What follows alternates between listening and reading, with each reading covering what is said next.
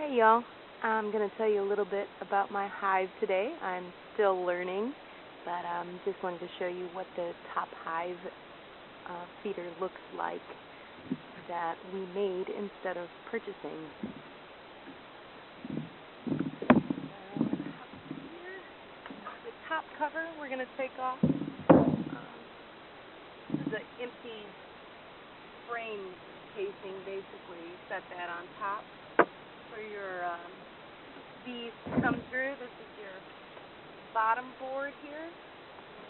There's a small hole, well, rather large hole actually, that your bees will come through. You have what is called your brood boxes down here. Those are your deep boxes, and that's where your queen is going to do all of her egg laying on all of these frames here. Now remember, there's nothing in here because this is my new hive. I'm new at this. We have these plastic inserts here, and these are all of the cells on which the bees will build their foundation. And since I'm getting a nuke, which is a small 5-box with some frames, like 5 frames in it, and 1 queen, I'm starting a new hive.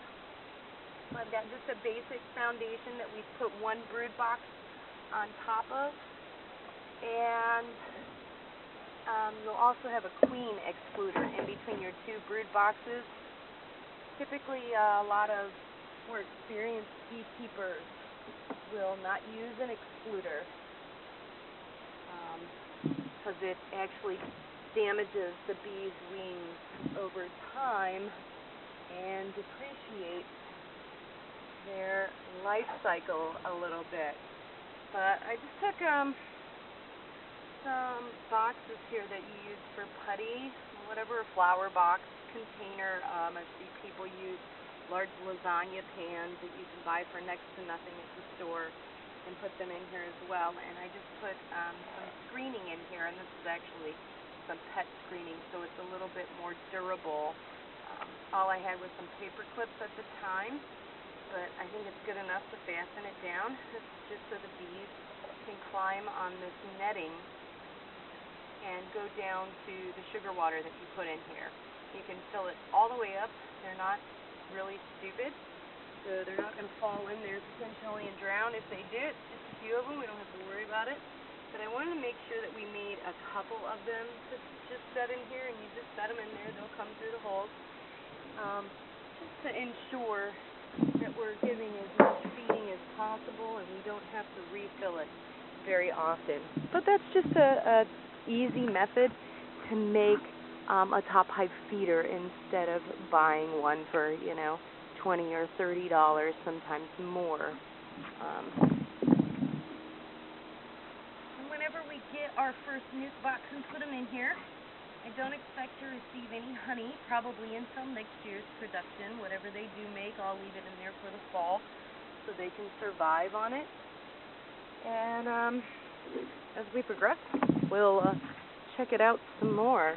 There is something that's called a bottom hive feeder, and it's stationed generally in front of the hive. And let me just show you how to go.